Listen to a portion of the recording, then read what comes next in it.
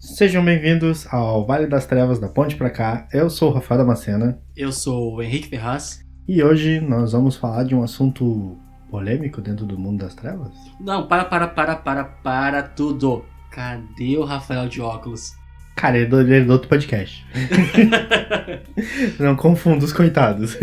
Já é muita coisa pra mente de um Rafael só. Claro, hoje vamos falar sobre um assunto polêmico, um assunto perturbador, um assunto sombrio. Sim, hoje nós vamos falar do livro de Nod. Dito por muitos como um mito, como uma besteira, baboseira.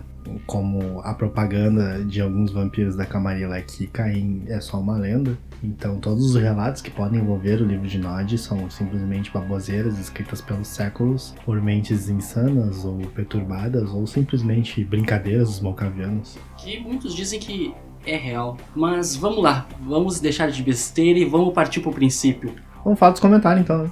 Já que nós vamos falar do princípio, vamos falar do pessoal que comentou na nossa página. Não, agradecemos aí, galera. Se puder comentar mais, se quiser mandar e-mails pra gente, o e-mail é valedastrevas@gmail.com. Isso, visite a nossa página no Facebook também, Vale das Trevas. Temos também o Instagram, né? E Twitter. Siga as nossas redes sociais, por gentileza. Então tá, vamos ao primeiro comentário que é do desconhecido. Por favor, quando vocês comentarem, deixem o nome de quem fez o comentário pra gente poder dar as considerações e os agradecimentos aqui, tá? Mas o desconhecido escreveu assim: Meu, ficou demais, cara. Chorei de rir quando rolou a apresentação do Clã Tremer e do Clã Ventru com direito a comentários. KKKKKK. Foi um ótimo começo, a duração ficou ótima e já estou esperando pelo próximo. Então, desconhecido, caso você esteja ouvindo agora esse nosso comentário, agradecemos aí. Que bom que você gostou.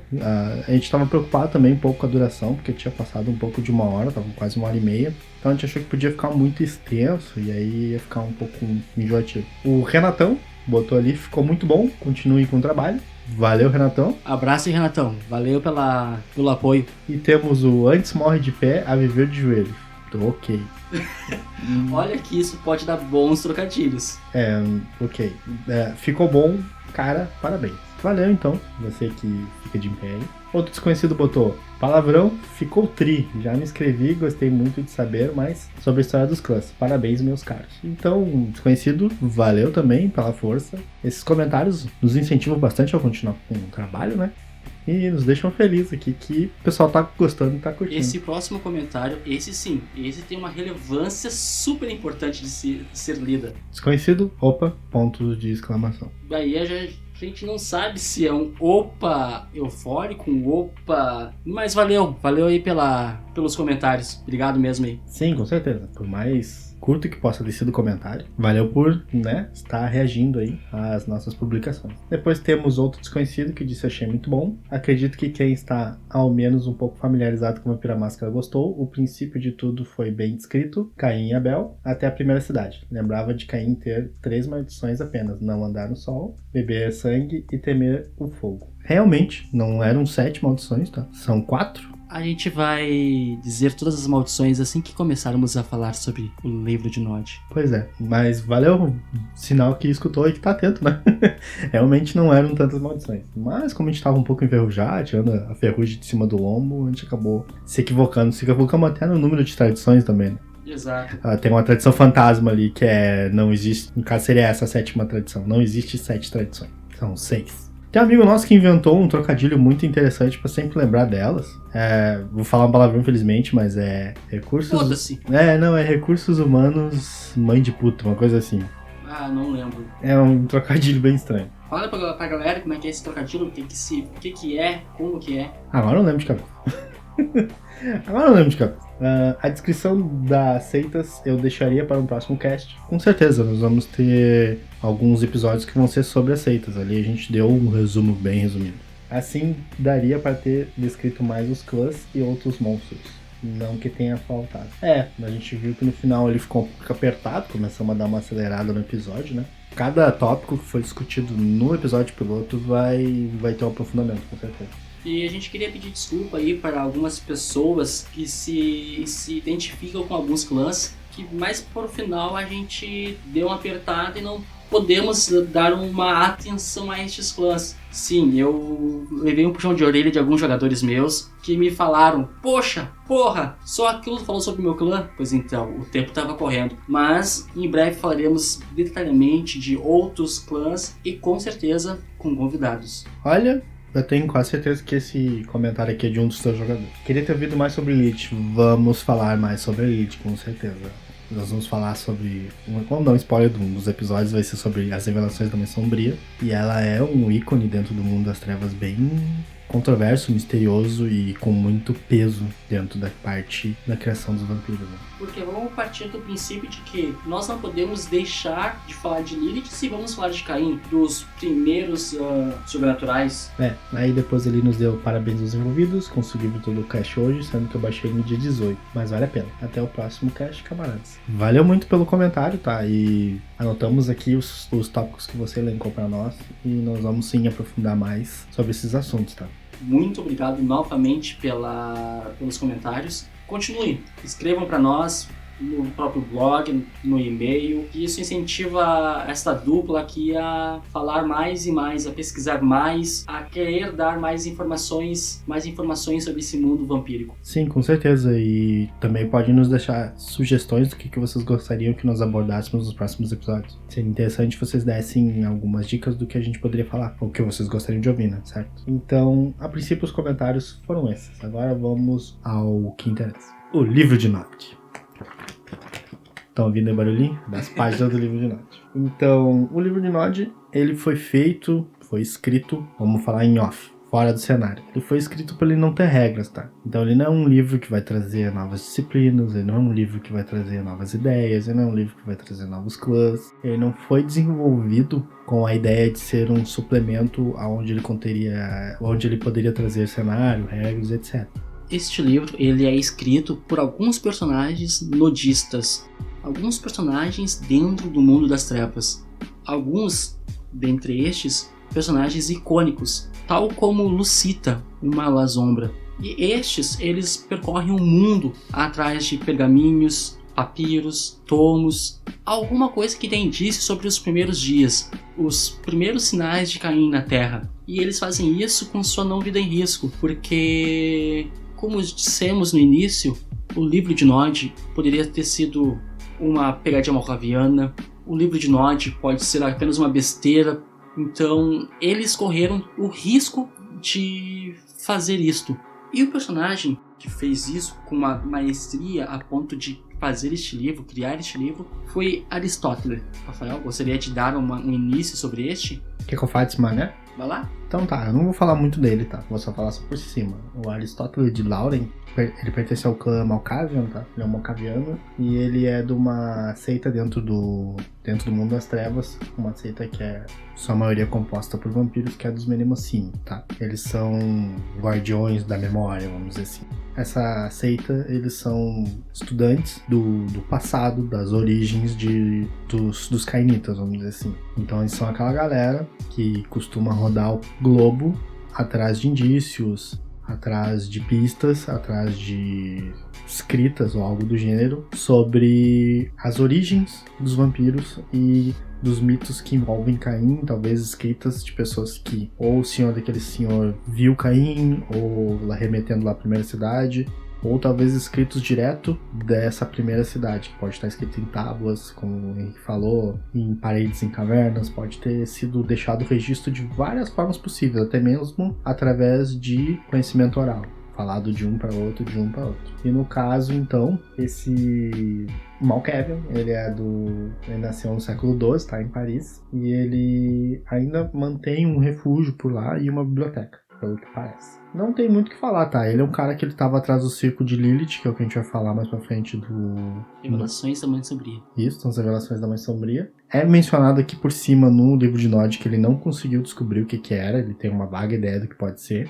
mas dentro do conhecimento do Revelações da Mãe Sombria explica melhor o que é possivelmente esse ciclo, é uma coisa bem cabeluda, vamos dizer assim. E no caso, ele foi o vampiro dentro do cenário que adotou um outro membro que é conhecido por ser bastante cético. E ele pesquisa a fundo, que é o Beckett, que é um gangrel, que é do grupinho da Lucita ali e do Anatoly, que é aquela galera que fica ali procurando sobre mitos e coisas do gênero. Eles não são filiados a nenhuma seita, eles são independentes por eles mesmos. A Lucita é uma sombra, o Anatoly é um Malkavian e o Beckett é um gangrel. E eles rodam o globo atrás dessas coisas bizarras. O Beckett, ele é muito cético. Pelo que eu pude acompanhar da personalidade dele, que ele aparece no jogo de computador, que é o Vampire Bloodlines, tá todo mundo dentro do jogo lá, preocupado com um sarcófago que foi achado, que eles acham que ou tem um antediluviano ou uma Matusalém muito velho lá dentro, e o Beckett dando risada. Tipo, ele tá, isso não existe, cara, não tem como ser um antediluviano, ele tá se lixando, mas ele é um cara curioso, ele estuda aquela pista, ou aquela coisa até o fundo, porque ele quer provar que não existe. Não é porque ele acredita, é porque ele quer provar que esse tipo de coisa realmente não faz sentido. Esse cara, esse Aristóteles, foi quem, através de pesquisas, através de barganhas, através de vários movimentos que ele fez dentro do mundo das trevas, que conseguiu reunir o que seria o mais próximo de uma compilação dos mitos dos vampiros. Porque a Inquisição, infelizmente, acabou destruindo muito do que a gente podia ter dentro do mundo das trevas de registro. Porque qual era o modus operandi da Inquisição na época da Idade das Trevas? Achou um vampiro, pega aquilo que for de valor, ouro, joias, quadros, o que no caso que pudesse ser vendido para enriquecer os cofres da Inquisição e botar fogo no resto. Então o que acontece? Se muitos vampiros que foram destruídos durante a época da Inquisição, que poderiam ter tomos e coisas verdadeiras, simplesmente pegou fogo, porque ia lá o exército da Inquisição, empalava o cara, matava ele, pegava coisa de valor da casa dele. Esse monte de pergaminho estranho, língua estranha, suméria, não sei o que. Papel, joga fora. Tudo blasfêmio, vamos jogar fogo. E aí tocava fogo, e aí ele poderia ter, talvez, conhecimentos de milênios que foram perdidos. Depois, muito mais tarde, que a Inquisição se fragou de, nossa, a gente não entende muito sobre o nosso inimigo. Quem sabe eles têm alguns registros com eles. Só que aí o que aconteceu? Já tinha máscara. Então muitos dos que eles achavam de registros era simplesmente metáforas, pensamentos, nada revelando a fundo a cultura dos vampiros. Ou até mesmo, Rafael, registros fakes, né, que eles forjavam informações para burlar a Inquisição. Mas vamos voltar para o livro de Nod. Com certeza, muito registro fake. E o que acontece? Aristóteles, ele pegou este livro, ele criou este livro dividindo em 3 partes, em 3 crônicas. Crônica de Caim, a crônica que dá início a tudo, dá início ao sacrifício, dá início às maldições, a Crônica das Sombras, que dá início às progênies, que dá início à primeira cidade, e por último a Crônica dos Segredos. Nessas crônicas, no livro de Nod, Aristóteles, ele pega em cada uma, do final de cada crônica, ele faz um pequeno apanhado sobre estrofes que ele acha importante de se fazer. Ele escreve dizendo pequenas erratas ou pequenas correções de linguajar, que, ao meu ponto de vista, quem traduziu, poderia ter traduzido num português bacaninha, não num português tão verbal, mas vamos tocar de ficha. Então vamos lá, vamos iniciar então pela Crônica de Caim, que é o começo ali das narrativas. Então o que aconteceu? Tava lá, Caim e Abel, felizes, sorridentes, serelepes, até que um dia Adão chega pra eles assim, aquele acima de nós, o Criador, ele tá pedindo que vocês façam oferendas pra ele daquilo que vocês têm de melhor, no caso daquilo do trabalho de vocês, a parte que vocês conseguiram extrair de melhor. Então Caim era um agricultor e Abel era um chamado de pastor. Então Abel tinha lá, ele cultivava ovelhinhas, cabritinhos, etc. E Caim plantava frutos, flores e entre outras coisas. Caim juntou o que tinha de melhor, os melhores frutos, os mais bonitos, as flores mais belas. E Abel foi lá e escolheu, no caso, o cordeiro mais bonito, mais fortão, mais viril que ele tinha, mais jovem. E eles levaram para o altar.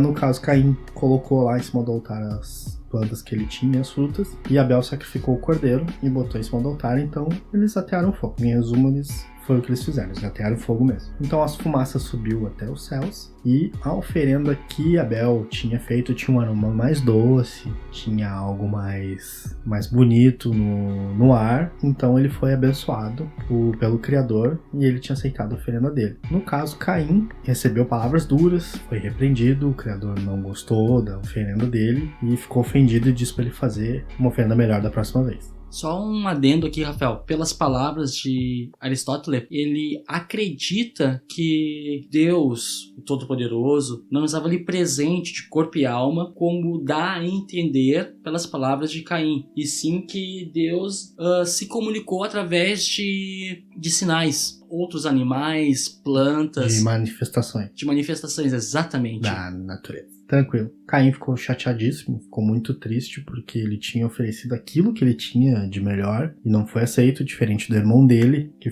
a oferenda foi melhor aceita. Na mitologia cristã, vamos dizer assim, na ideia cristã, o que se segue agora, a seguir, foi que Caim ficou com ciúmes de Abel. Mas o livro de Nod, segundo as palavras de Caim, ele começou a ponderar. Ele amava o irmão dele, ele amava muito Abel. Ele gostava muito do irmão dele. Então o irmão dele era aquilo que ele tinha de melhor na vida dele. E já que o Criador tinha solicitado que fosse sacrificado aquilo que ele tinha de melhor, então ele chegou à conclusão que aquilo que ele deveria ofertar ao Criador era o irmão dele. Então, no próximo dia, quando Abel avisou que eles tinham que novamente fazer as suas oferendas, Caim, muito triste, muito chateado, acompanhou, pegou os objetos que ele tinha mais afiados, que era o que ele usava para a terra, poder podar os frutos, etc e tal, podar as plantas, e ele usou esses instrumentos e matou o irmão dele. Um negócio legal de se colocar é que o Aristóteles, ele aponta que os objetos de arado de Caim nada mais era do que dentes, presas de animais pré-históricos. Ele até pega e faz desenhos, rabiscos, apontando como é que eram esses instrumentos. E esses instrumentos que foi utilizado para, como o Rafael disse, assassinar o seu irmão. Então, ele seguiu os ritos, ateou fogo ao altar, e o sangue do irmão dele subiu com um aroma doce. Então, quem apareceu e repreendeu o Caim foi Adão, que chegou para ele e disse assim: bom, agora como eu fui banido e fui amaldiçoado por Deus, você também está amaldiçoado pelo que você fez. Então você também está sendo banido. Então Caim acabou sendo exilado e ele acabou fugindo para as terras de Nod, onde ele ficou lá por algum tempo. Um outro ponto importante a ser colocado neste versículo é que Aristóteles fala que após Caim assassinar seu irmão, Deus repreendeu Caim. Mas não foi uma repreensão dita com palavras, e sim foi com um forte trovão, um forte relâmpago atingindo Caim. E logo em seguida veio Adão, fazendo ele sair da onde estava, sendo expulso da terra onde eles moravam e vagar pelas trevas. Ele me exilou para vagar nas trevas, a terra de Nod. Eu corri entre as trevas e não vi nenhuma fonte de luz. Eu estava com medo e sozinho. Essas são as palavras de Caim durante o seu exílio. Pelo que dá para entender, não era um local onde tinha sol ou onde tinha muita claridade. Ele foi exilado por uma terra de sombras, de escuridão total, onde ele ficou sozinho. Ele não sabia o que fazer, ele estava confuso com tudo que tinha acontecido até o momento com ele, e ele ficou lá, acuado em um canto, chorando e triste, até que ele foi encontrado por uma pessoa. Segredos da Mãe Sombria.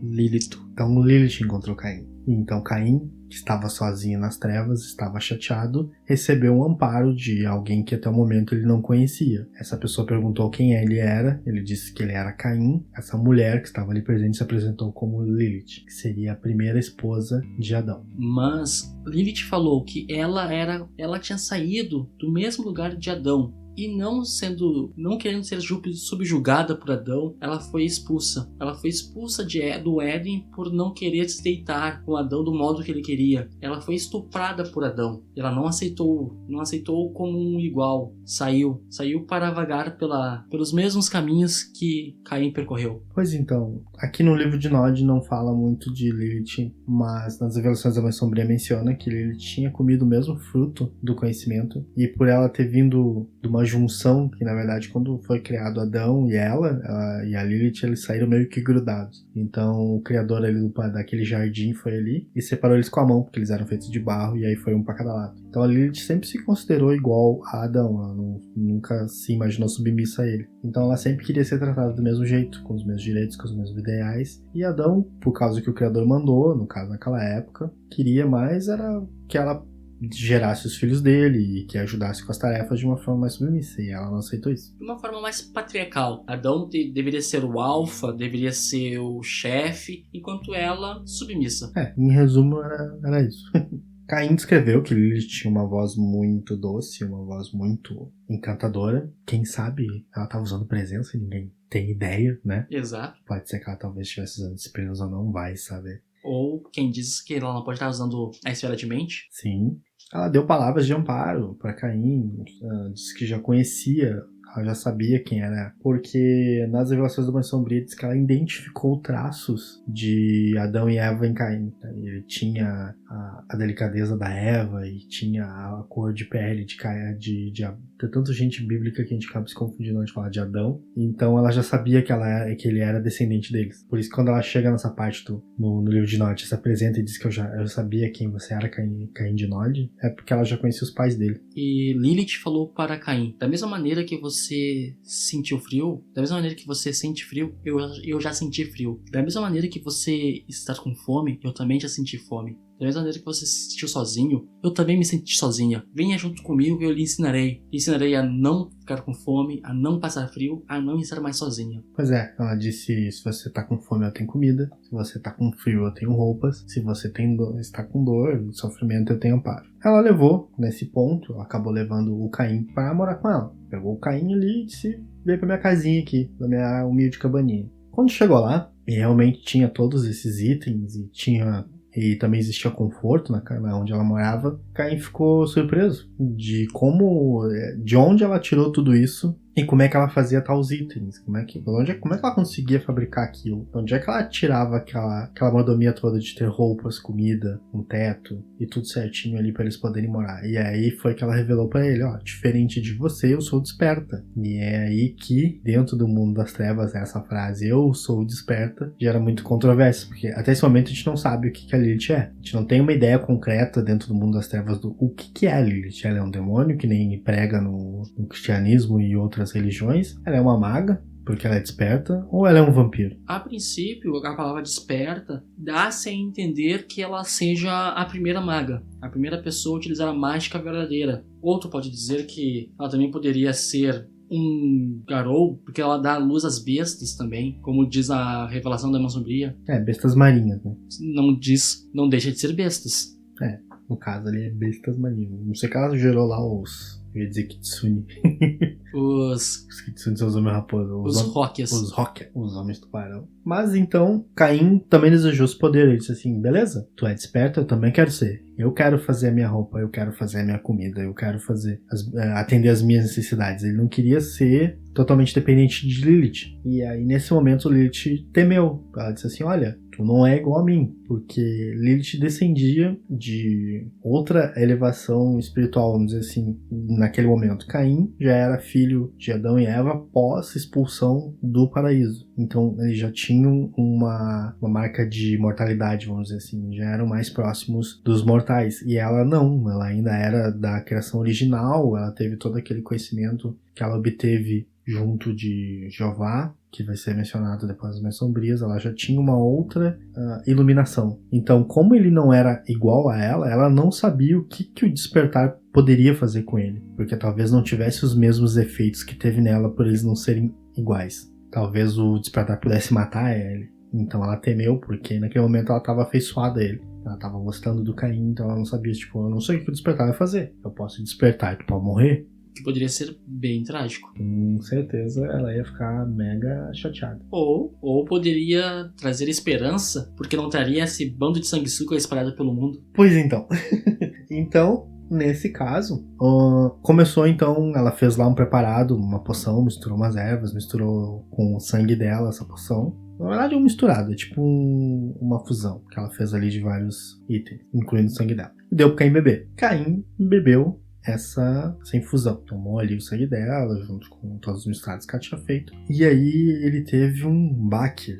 Dentro da mente dele, ele não sabe ao certo, mas ele foi para outro lugar. Ele acabou estando em um outro ambiente ao qual ele desconhecia. Foi aí então que os arcanjos começaram a se apresentar para ele. O primeiro a aparecer foi o arcanjo Miguel. Miguel revelou-se para mim. Eu não estava com medo. Eu perguntei o que ele queria. Miguel, general dos céus, o que empunhava chama sagrada, disse-me: filho de Adão, filho de Eva, teu crime é grande. E no entanto, a piedade do Pai é grande também. Não irás arrepender-te do mal que fizeste e permitir que a piedade dele te purifique, eu disse para Miguel, não para a graça dele, daquele acima, mas para minha própria, viverei com orgulho. Miguel me amaldiçoou, dizendo, quando andares nessa terra, tu e teus filhos irão tremer minha chama viva. Ela vos morderá profundamente e saborear a vossa carne. Pois então, nesse momento, Caim recebeu a maldição de Deus, que seria referente ao fogo. Então, por isso que todos os cainitas têm sérios problemas com o fogo. Eles têm aquele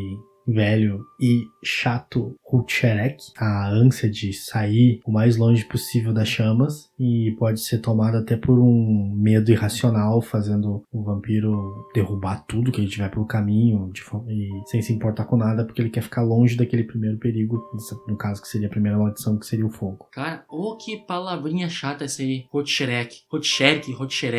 Bate! Já ouvi cada jogador e narrador falando uma pronúncia diferente. Pois é, muitos dos termos que a gente tem dentro do Vampiro à Máscara, cada um fala de um jeito porque ninguém ouviu a não ser o Mark, acho que ninguém sabe de onde é que ele tirou o termo pra saber qual é a pronúncia correta. Diabler.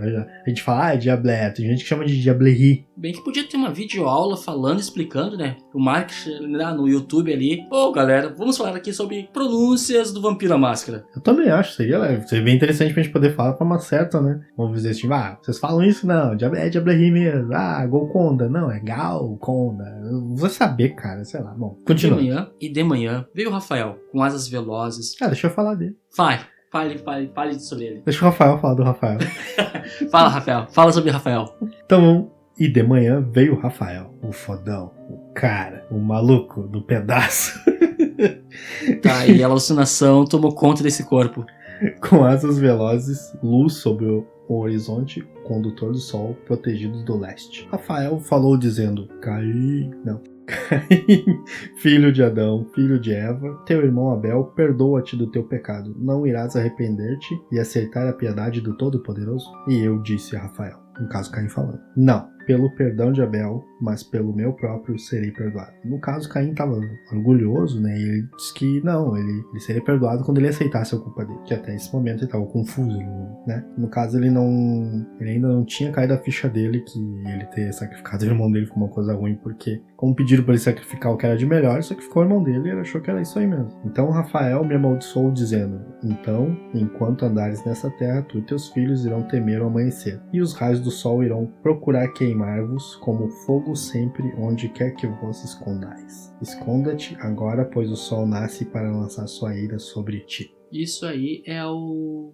que o livro diz sobre a liturgia do amanhecer, quando todos os vampiros sentem um sono. E caso o vampiro queira se aventurar no sol, ele vai morrer, ele vai queimar. Exatamente. Então, aí temos a segunda maldição, que é o que impede todo vampiro de sair durante o dia, que no caso é a maldição de Deus, que os raios solares não poderiam tocar sua linda e pálida pele. E graças a Deus, conforme o mito fala, um vampiro pega fogo quando ele sai pra rua durante o dia. Eu tô vendo cada comentário, cada coisa. Essa semana eu ouvi uma pergunta de um jogador falando: se o vampiro, usando vicissitude, pegar as peles de um mortal e colocar sobre si, ele consegue andar de dia? Não. E se um vampiro utilizar daquele creme que o Blade usa, ele consegue andar de dia? Não. E se o vampiro andar de dia, ele brilha? Não.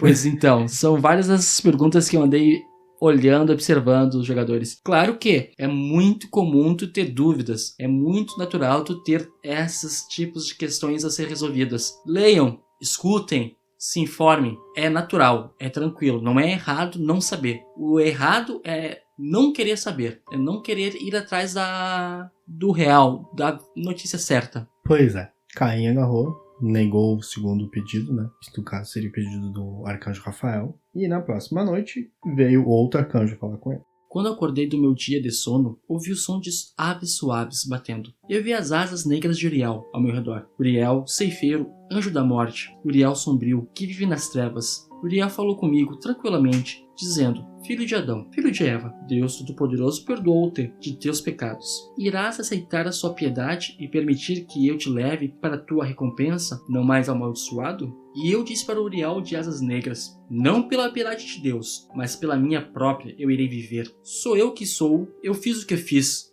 e isso nunca irá mudar. E então, através do temido Uriel, Deus Todo-Poderoso me amaldiçoou, dizendo: então, enquanto andares nessa terra, tu e teus filhos ireis agarrar-vos às trevas, bebereis apenas sangue, comereis apenas cinza, sereis sempre como fostes na morte, nunca morrendo, nunca vivendo, caminhareis para sempre nas trevas. Tudo que tocardes extenuar-se-á a nada, até os últimos dos dias. Nesse momento, então, Caim foi condenado à sua sede eterna de sangue, assim como seus semelhantes. Engraçado que ali tem mais um trecho: comerás apenas cinzas. Não se sabe ao certo o que são essas cinzas, porque nenhum vampiro, tanto da Idade das Trevas quanto dos tempos modernos, inclui algum tipo de dieta sólida além de sangue. A única coisa que me remete é uma maldição provinda da taumaturgia sabá, da taumaturgia negra, que, se eu não me engano, é vingança paterna, nome da taumaturgia, que faz com que o vampiro em questão se alimente apenas de cinzas. Linha da vingança paterna, nome da linha. Do mal. Posso estar equivocado, mas se eu não me falha a memória, é esta a linha e é isso que ela faz. Se eu não me engano, a linha da vingança paterna, ela tem várias maldições que tu evoca sobre o vampiro. Sobre o vampiro, né? Bem do mal. Então, após passar isso aí, quando olhei para cima, após beber minha aflição, o arcanjo Gabriel gentil, Gabriel, senhor da piedade, apareceu para mim. Engraçado, não falou sobre o sermão esquerdo de Deus, Gabriel, mas tudo bem. O arcanjo Gabriel me disse: filho de Adão, filho de Eva, veja a piedade do Pai é maior do que jamais poderás imaginar, pois até mesmo agora há uma trilha aberta, um caminho de misericórdia, e tu irás chamar este caminho de Golconda, e falarás dela para teus filhos, pois através desse caminho eles poderão vir e viver outra vez na luz. Golconda é estado máximo que o vampiro consegue atingir. Como dito no cast passado, é onde eles conseguem transcender da vida vampírica para a vida mortal. No caso, seria um estado de plenitude onde o vampiro aceita o que ele realmente é. Porque, tá certo, a gente vai jogar Vampiro à Máscara que a gente tá interpretando, a gente tá achando o máximo ser vampiro, beber sangue, rolar dado, ter poder, etc e tal. Mas, aprofundando dentro da psique do personagem, a ideia de que ele é amaldiçoado, que ele sofreu uma maldição e que isso persegue ele, e que agora ele tem que beber sangue de pessoas vivas, não é uma coisa que é legal, vamos dizer assim, não é uma coisa não é uma coisa, que legal, agora eu era um mortal e virei um vampiro e eu tô super feliz com isso. Não é bem o que acontece dentro do cenário, tá? Ele é pra ser um cenário de horror pessoal, então é pra toda essa transformação de um mortal pra um vampiro ser algo impactante, chocante, algo desafiador, entender agora como é que vai funcionar o novo modo de vida dele. Então por isso que a Golconda existe e foi dada como, vamos dizer assim, uma bênção, não vamos usar a palavra bênção, como uma última chance do que o Criador ofereceu, e que Gabriel veio dessa mensagem, que é como Caim nunca aceitou, através das maldições que ele foi sofrendo, o que ele era e a culpa que ele tinha. Quando o vampiro consegue entender tudo isso e passa pelo ritual do suspiro, que ele realmente aceita que ele é um vampiro, é como se ele tivesse aceitado, de certa forma, o perdão do Criador. Então por isso que ele quebra todos os impedimentos que as gerações e todo o sangue amaldiçoado traz pra ele. No caso, quando o cara tá só pra ter uma ideia, quando o cara tá em Golconda, tu é livre pra conseguir aumentar os teus atributos até o nível 10, independente da tua geração. Pode ser um vampiro de 13ª geração com atributos em nível 10, com disciplinas em nível 10. Quebra toda aquela limitação que tu tinha pelo sangue tá se diluindo conforme o abraço vai acontecendo. Só dando uma complementada com o que o Rafael disse, vamos partir do princípio que o mundo das trevas é um mundo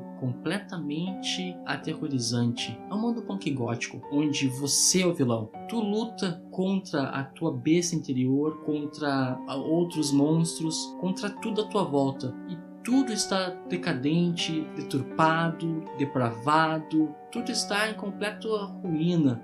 Então não é essa coisa de que coisa bonita, que coisa legal. Não, pé no freio, calma lá. Vamos partir do princípio, punk gótico, mundo das trevas, horror pessoal. Sim, então, depois de tudo isso, Caim então voltou dessa viagem mística que ele teve, vou chamar assim. E aí ele olhou pra Lilith, ele olhou em redor, ele olhou em volta e ele descobriu que ele estava desperto. Então, finalmente ele conseguiu o que ele queria. Então, rapidamente ele conseguiu se mover tão rápido quanto um relâmpago. Ele podia pedir emprestado a força da terra e ser igual como uma pedra. Então foi aí que ele teve a manifestação dos 3 primeiros poderes físicos, que seria a potência, a rapidez e a fortitude. Então Lilith mostrou outros dons para ele, como ele se esconder dos caçadores, que seria a ofuscação, ele conseguir exigir obediência das pessoas, que seria a dominação, e o respeito, que seria a presença. Então, como ele já era desperto, ele automaticamente sozinho conseguiu ali manifestar algumas disciplinas físicas, e Lilith deu uma ideia inicial de como ele poderia fazer as outras disciplinas, que seriam as mentais. Então ainda ele conseguiu, seguindo esse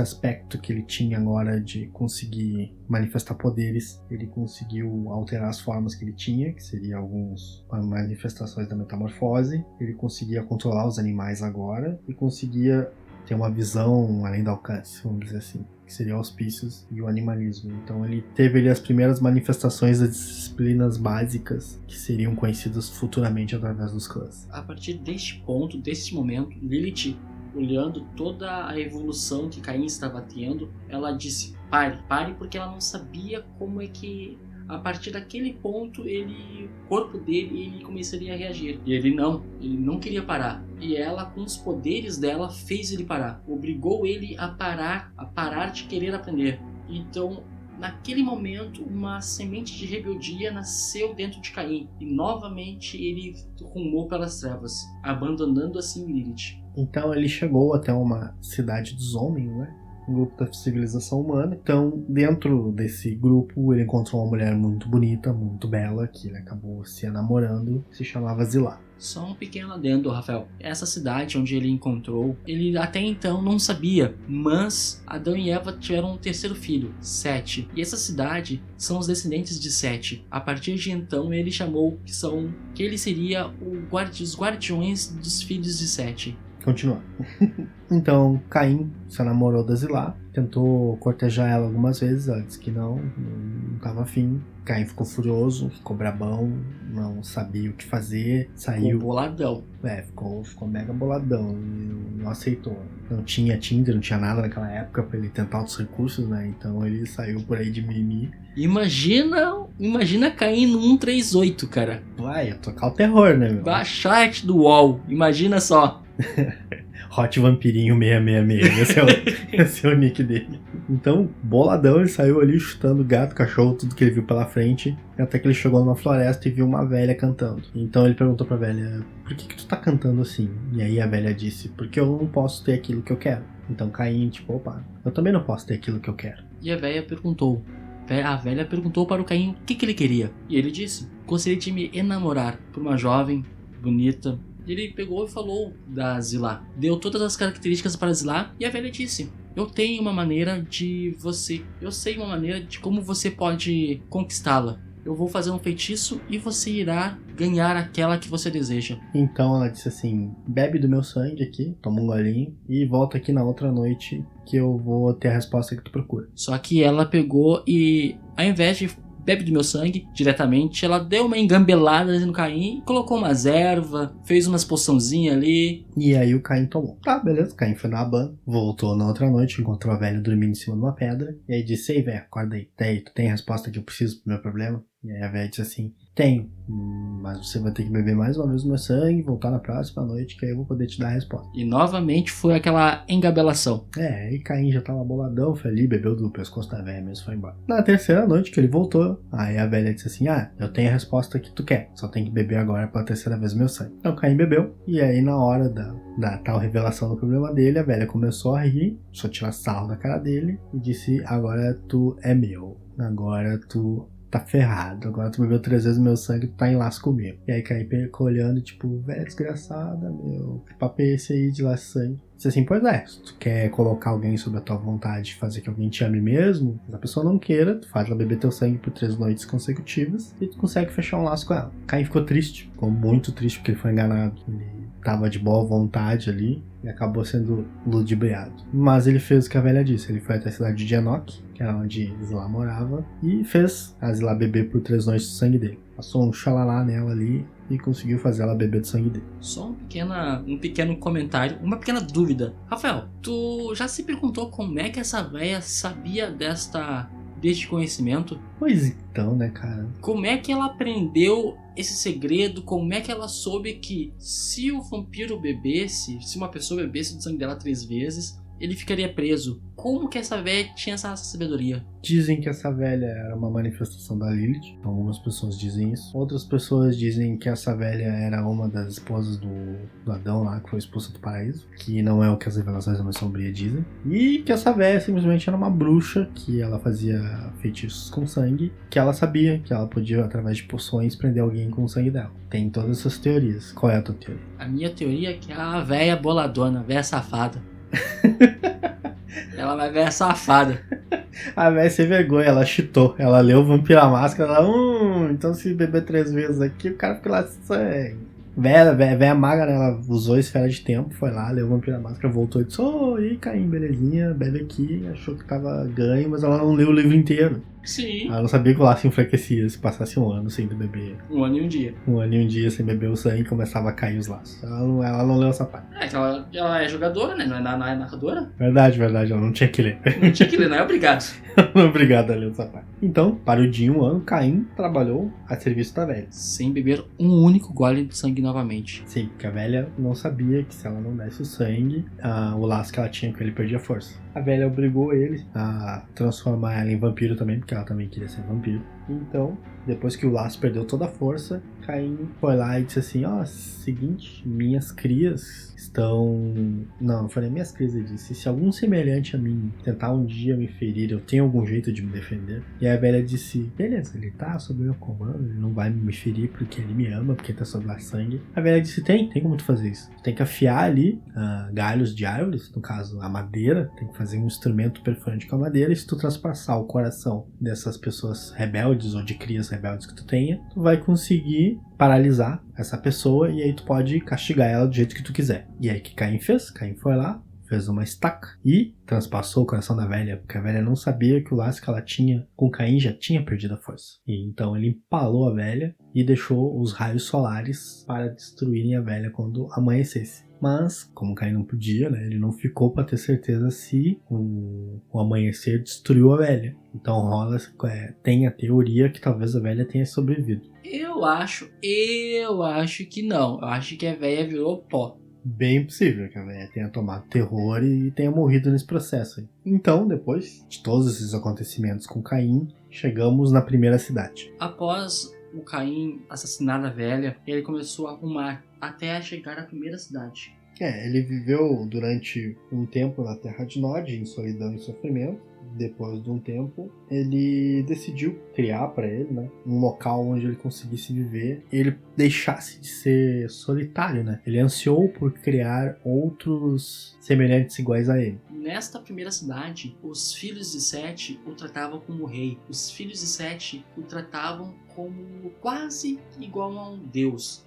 Mas ele não queria ser tratado como um deus, pois iria trazer novamente a vinda de mais anjos. Ele iria assim trazer novamente a ira do Todo-Poderoso. Assim sendo, Caim governando na primeira cidade como rei, ele abraçou 3 crianças. Ele não tinha o conhecimento no momento de como fazer isso. Invocou alguns demônios, ele acessou entidades proibidas, vamos dizer assim.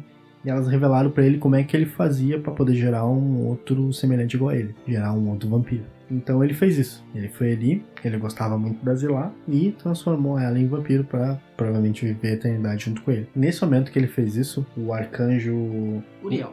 Obrigado. O arcanjo Uriel apareceu e falou pra ele: Caim, embora tu sejas poderoso e marcado por Deus, saiba isso. Que qualquer filho que criares sofrerá tua maldição, que todos os teus progênitos andarão para sempre na terra de Nod e temerão as chamas e o sol, bebendo sangue apenas e comendo cinzas apenas. E como eles irão carregar a semente mesquinha do pai, eles irão, no caso do seu pai, eles irão tramar e lutar para sempre entre eles. Não condena aqueles entre os netos de Adão que procuram caminhar virtuosamente, Caim. Detém teu abraço terrível.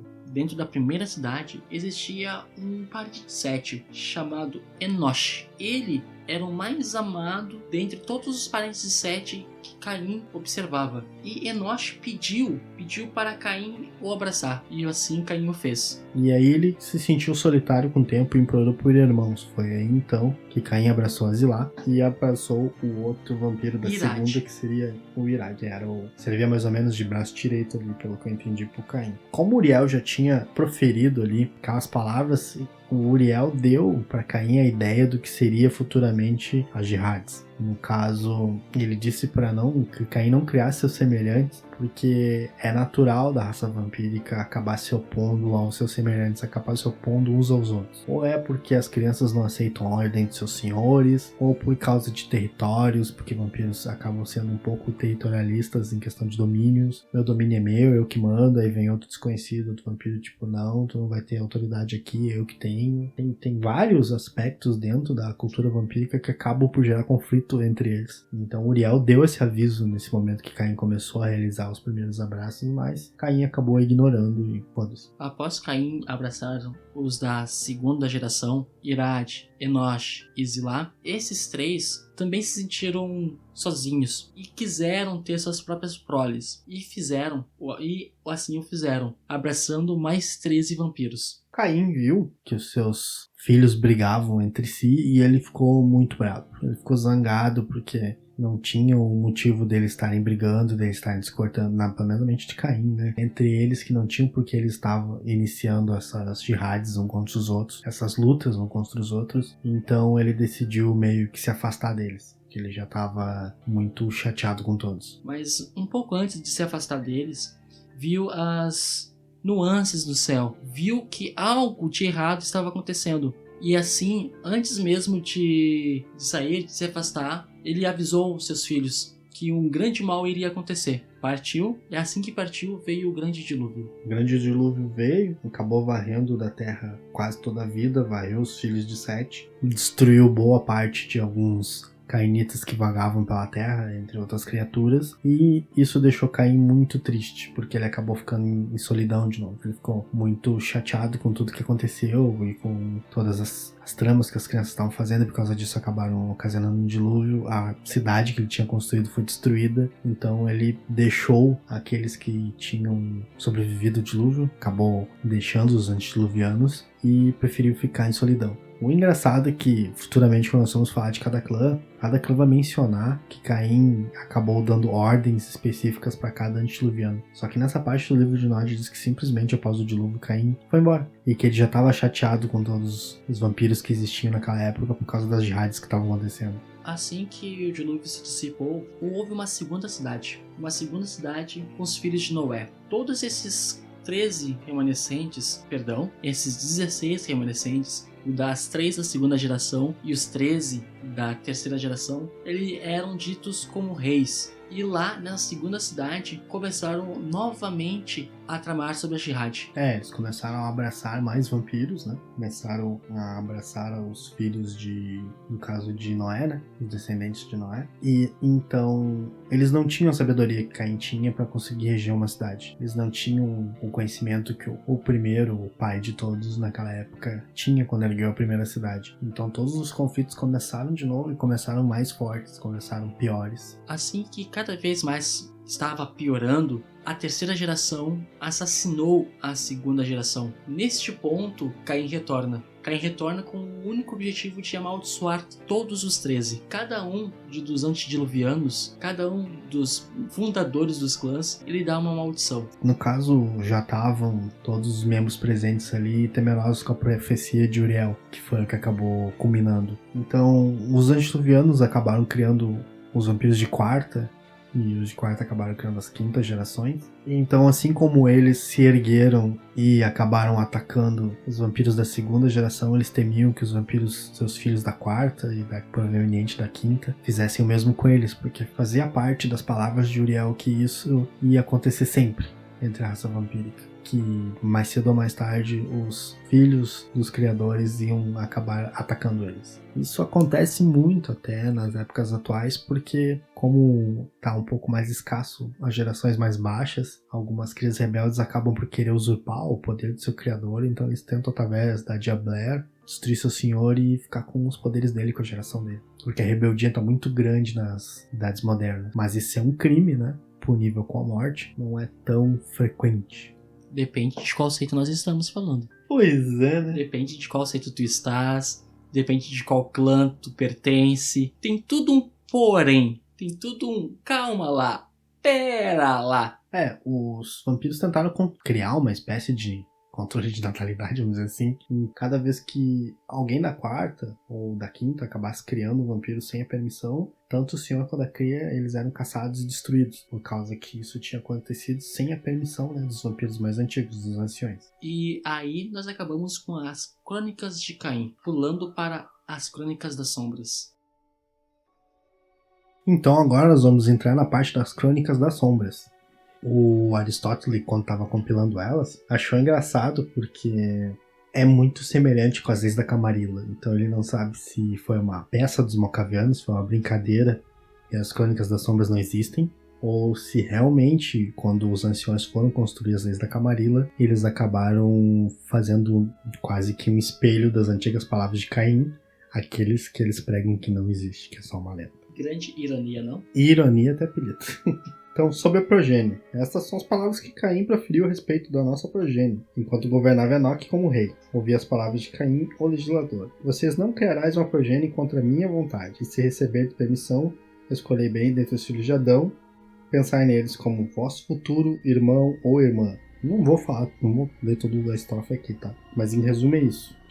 É bem semelhante até à lei da progênie da Camarilla. Se não receber permissão para criar outro vampiro, checkmate. Se você criar um vampiro sem permissão, você e a sua cria vão ser destruídos, assim como era feito na segunda cidade. Porque isso já era mais ou menos baseado na lei que Caim tinha criado da primeira cidade. Não era pra maldição perder o controle e começar a ter um número esfriado de vampiros sendo criado. Então ele preferiu que, sem a permissão dele, não poderia existir outro vampiro. E assim é um costume que é seguido até as noites atuais, que se o seu ancião não lhe der permissão, que esse ancião pode ser interpretado como príncipe, ou talvez em domínios onde são controlados por uma primigênie, se a primigênie não aprovar, não pode ser criado um outro vampiro. E se quebra as regras, é um crime entre os membros e pode ocorrer da sua destruição. Isso falando mais a critério de Camarilla. A critério do Sabá, eles têm ritos de criação, então é um pouco mais severo isso. O engraçado é que quando Aristóteles pega e cria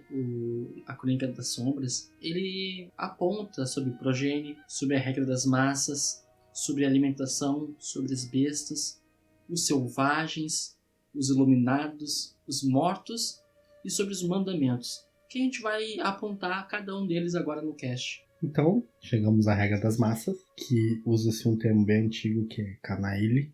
Canaile, no caso, seriam os humanos. Então, essas são as palavras que Caim proferiu a respeito dos filhos de Sete, enquanto governava Enoque como rei. Ouvi as palavras de Caim, o legislador. No caso, essas são leis que ele estava levantando, então por isso que sempre tem essa parte aqui no início de cada uma. Recebemos o domínio sobre a linhagem de Sete, terceiro filho de Adão.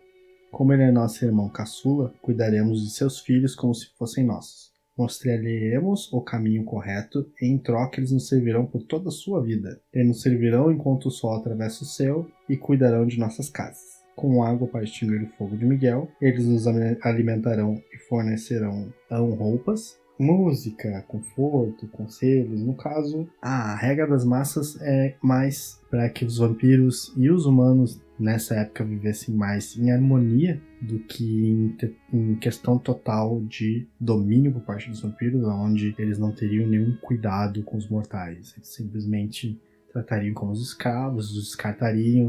No caso, essa regra tenta evitar tudo isso, para que seja mais uma harmonização entre as duas espécies do que uma ser soberana sobre a outra. coisa que acaba não acontecendo no futuro. É aquela coisa, como os humanos são a sustentação dos imortais, né? Não teria por que os tratar tão mal. Não teria por que os matar ou humilhar ou coisas do gênero, porque Caim nesse momento ele até foi esperto, porque se todos eles se juntassem, eles são a maioria, por mais poderosos que sejam, pode ser que eles conseguissem derrubar alguns. Olha a metáfora da vida de inseto de novo. Nessa época eles eram muito pequenos, mas como Caim sempre teve um olho à frente do tempo dele, ele provavelmente já estava prevendo esse tipo de coisa.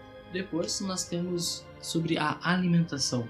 E Aristóteles pegou e disse, escreveu no caso, Essas palavras de Caim. encontra um lugar que seja teu, imortais que o habitarem, desde que seja teu rebanho, desde que seja teu cálice, desde que seja tua hóstia, sobre os presentes de Caim. Atentai que seja um mortal, marcado com o poder de outro cainita. Aqui ele fala sobre... me fugiu a palavra? Aqui ele fala sobre carniçais. O que é um carniçal no caso? E como deveriam ser tratados, que não deveriam ser somente meras espadas. Os carniçais não deveriam ser usados para atacar uns aos outros, tirando vantagem que eles poderiam andar de dia e que teriam uma parcela pequeníssima, mas ainda assim do poder do seu mestre. No caso do carniçal, quando ele bebe sangue do vampiro, ele ganha algumas qualidades por causa disso. E características do clã daquele vampiro. Com o passar do tempo, se ele beber muito.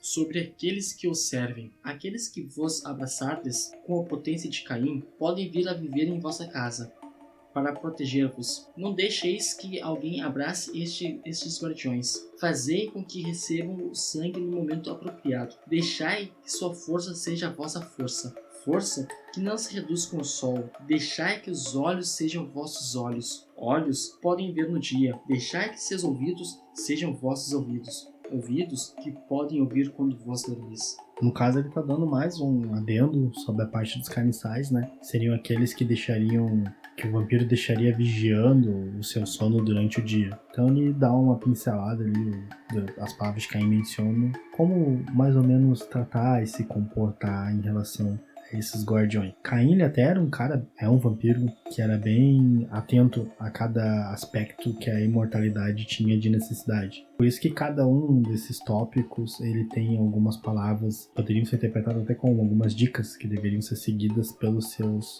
semelhantes nas épocas futuras, que acabam não sendo nada disso e viram uma salada de fruta. Porque querendo ou não, os carniçais, eles são, propriamente dito, a primeira linha de defesa de um vampiro, seja durante o dia ou seja durante a noite. Um carniçal bem tratado é um carniçal que vai te proteger. Um carniçal, por mais que esteja prendendo ele com lá sangue que escorrasse muito matar, e comece a maltratar ele, lá sangue pode se enfraquecer com o tempo, se não for renovado, ou se não se usar de outros métodos para deixar esse humano sob a submissão do vampiro. Caim, já prevendo esse tipo de dificuldade, já deu orientações melhores de como tratar esses carniçais, de como tratar seus servos, para evitar que futuramente um servo ficasse furioso e te destruísse durante o seu sono. Então, sobre as bestas da lua, aqueles que mudam, eles são os mais antigos de todos, antes do meu pai. Eles vagam pela terra, não pareis em sua trilha, evitai. Eles os atacam-nos como lobos ao rebanho, pois somos de uma espécie e eles de outra. Aí depois tem ali, cuidado com sua terra sagrada, anda suavemente através de suas trilhas silvestres, etc e tal.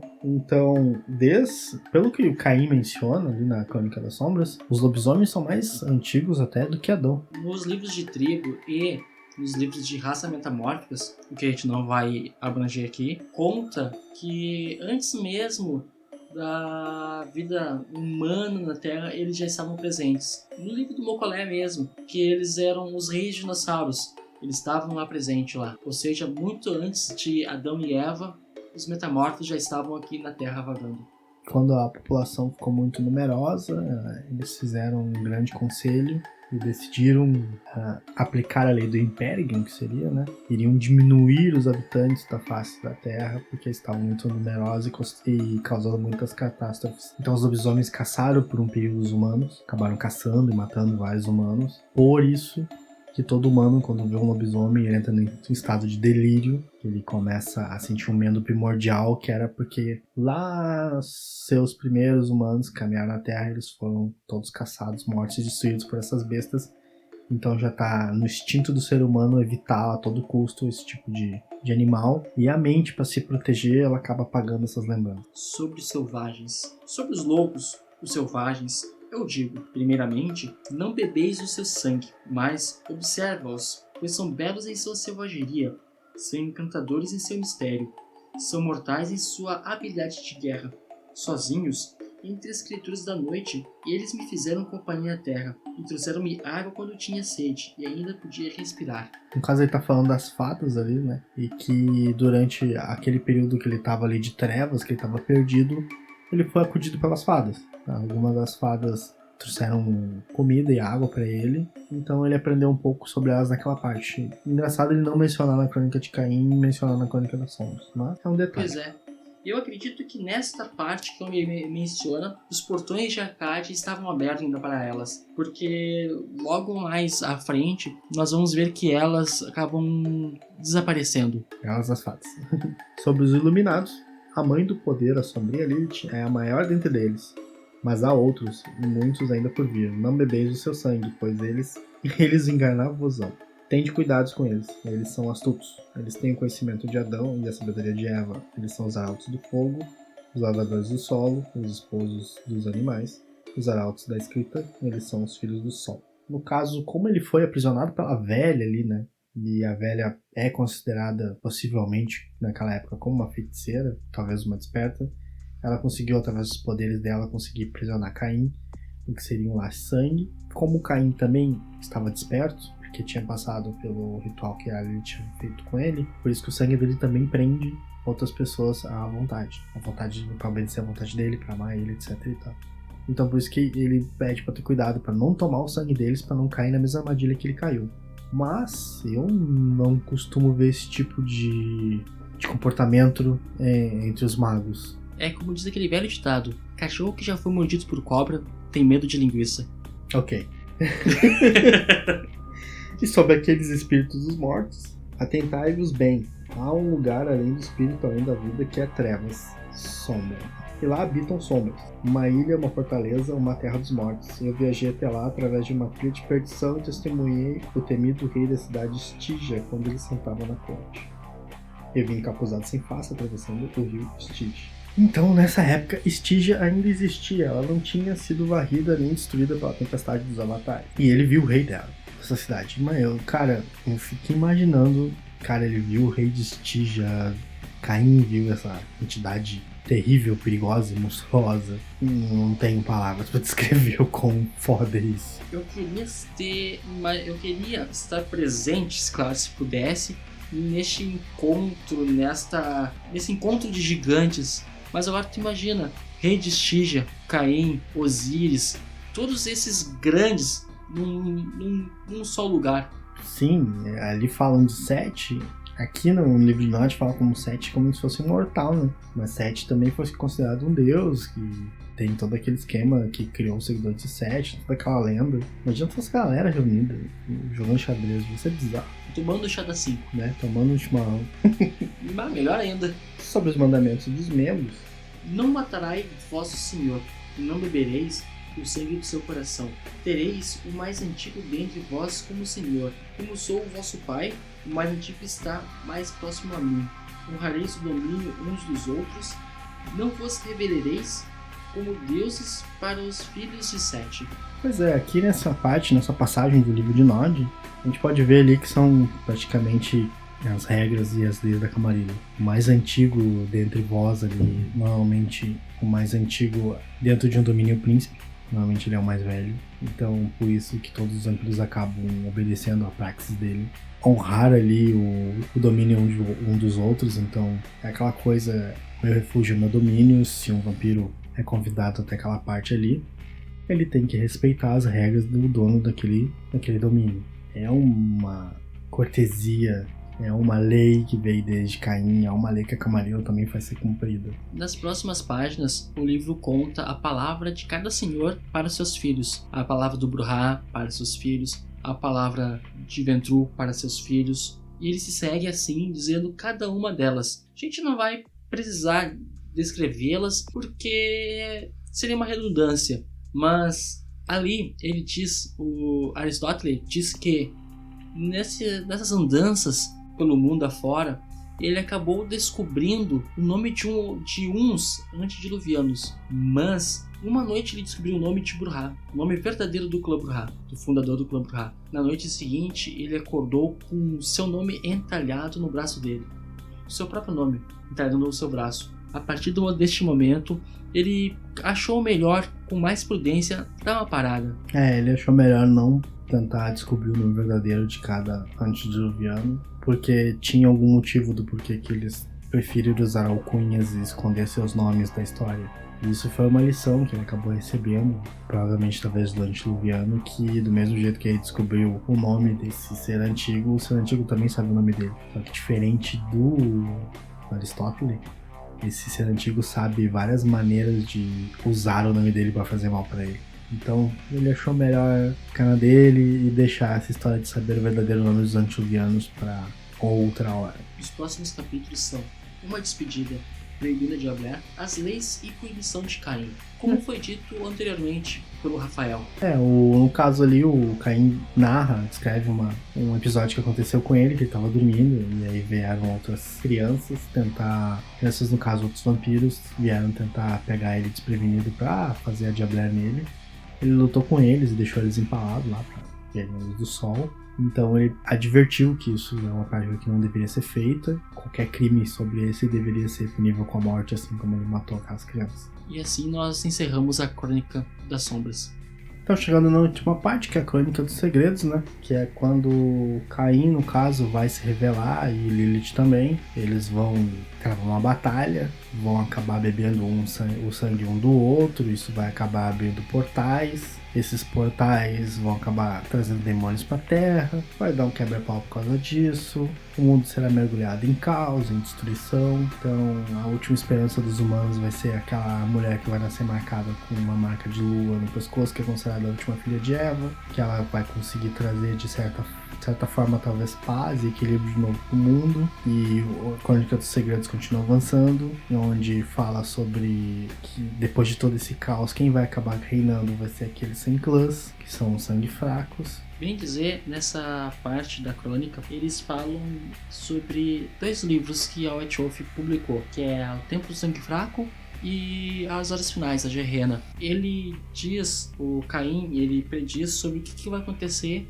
caso os vampiros continuem fazendo aquilo que ele disse para não fazer. E aí depois tem o Despertar do Pai Sombrio, que é onde a cabeça de 3 príncipes vão ver o amanhecer. Tem várias alusões ali. Então, é mais ou menos essa parte da Crônica dos Segredos, ela tenta dar uma visão geral do que seria Gehenna. E ela é muito mais aprofundada, como a gente falou depois, nesses títulos que a White Wolf lançou. Muita gente não gosta do que acabou lendo ali na Gehenna, porque ela traz 3 finais, que pode ser escolhido por narrador, e são uns exemplos de campanhas que foram considerados fracos pela maioria. Meio sem graça, meio sem sal. Vale lembrar que este livro de Nod, que nós acabamos de contá-lo, é tudo sobre a visão de Aristóteles, que ele foi reunindo peças para montar este livro em 3 crônicas. Muitos membros afirmam que tudo besteira, tudo é blasfêmia. Ele tentou filtrando, porque ele achou muitos e muitos e muitos pergaminhos e coisas e informações no espalhados pelo mundo, e ele tentou filtrar o máximo que ele pôde para trazer o que seria o mais fiel das palavras de Caim. Foi o que nós temos nesse livro de Nod. Ele imprimiu, acho que algumas cópias desse livro, né? Posso estar enganado, mas se não me falha a memória, foram 20. E distribuiu para aqueles que ele tinha mais... Exato. Mais apressando. Mas este livro caiu em mãos de uma membro e esta reproduziu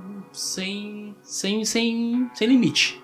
Distribuiu em massa todos esses conhecimentos. Nos comentários que ele faz entre as crônicas, ele conta muitos episódios interessantes. Ele menciona sobre um possível carniçal de Caim, que poderia estar vivo até as noites atuais, que ele teria uma considerável reserva de sangue do próprio Caim guardada junto com ele, e por ser aí já sou eu especulando, mas por ser um sangue poderosíssimo, provavelmente ele deve beber gotas desse sangue, e o estado de carniçal dele deve durar por anos, já fio, décadas, talvez séculos. Então ele não precisa estar se abastecendo sempre. E pela geração de Caim ser tão né, ser tão pura, ser a primeira, os poderes que esse carniçal pode ter aprendido e manifestar são astronômicos. Ele poderia ser muito... ele rivalizar com os mais antigos anciões, e arrisco dizer que talvez ele poderia rivalizar até com Matusalém. Fora que ele não possui defeitos de clã, que é uma coisa a ser notada, a ser falada.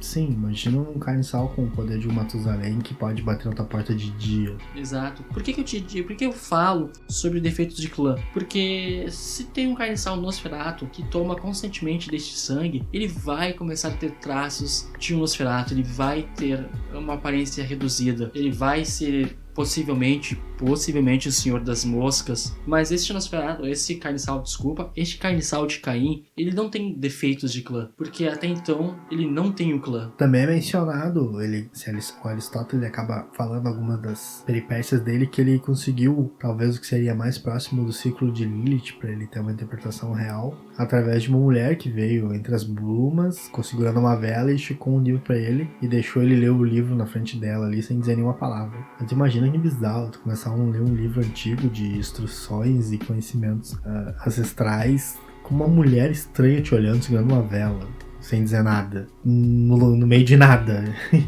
Imagina como bizarro seria isso. Pitoresco pra maior, no mínimo é bizarro, é estranho, é fora do comum. Isso são, sim, caso de acordo com o mestre, seria um tipo de crônica muito legal de ser jogada, ir atrás desse tipo de fragmento e passar por situações inusitadas para conseguir o conhecimento, talvez dando em alguns momentos com os burros na água, achando nada, ou que achou era falso, ou talvez teria um enigma maior para conseguir extrair as informações daquilo que procura. É um jeito bem interessante. Mas, baseado nisso, chegamos ao final agora, já passamos por todo o livro de Nod. É uma leitura que nós fortemente aconselhamos a que todos leiam, se puderem, assim, tiverem a disponibilidade, porque é um livro que não é muito grande, ele tem 130 páginas mais ou menos. É uma leitura bem leve, tem muitas ilustrações também muito bonitas sobre algumas partes da história, e vai dar um conhecimento mais profundo do cenário, para sair um pouco daquela superfície ao qual fica mais ou menos a deriva do que seria a origem dos vampiros. Não é uma origem definitiva, mas pode ser, dependendo do narrador,